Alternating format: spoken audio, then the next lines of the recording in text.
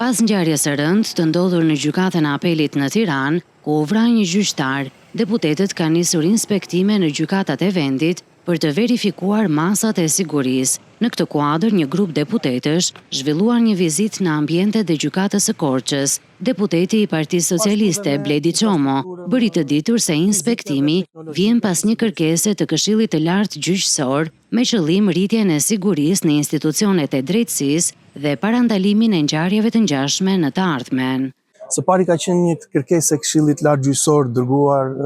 Kuvendit të Shqipërisë dhe Komisionit për Nisma Qytetare për siguri në gjykata, në bazë të ngjarjes që ndodhi në gjykatën e apelit të Tiranës, për të parë në tërësi përmirësimin e kushteve të sigurisë në gjykata. Pasi kemi bërë disa takime me këto institucione, ne kemi dalë dhe në terren të shohim ambientet e sigurisë në gjykata, dhe më pas do të kemi një dëgjes në komision me të gjithë institucionet e pavarura të sistemit drejtësisë, përfshirë Këshillin e Lartë Gjyqësor, Këshillin e Lartë të Prokurorisë, Prokurorinë e Përgjithshme, po dhe organet e ekzekutivit për të përmirësuar sistemin e sigurisë në gjykata, ashtu si ata kanë pretenduar. Pra, nëse këto kërkesa kanë të bëjnë me përmirësimin e pjesës legjislacionit për sigurinë në gjykata, po ashtu dhe me infrastrukturën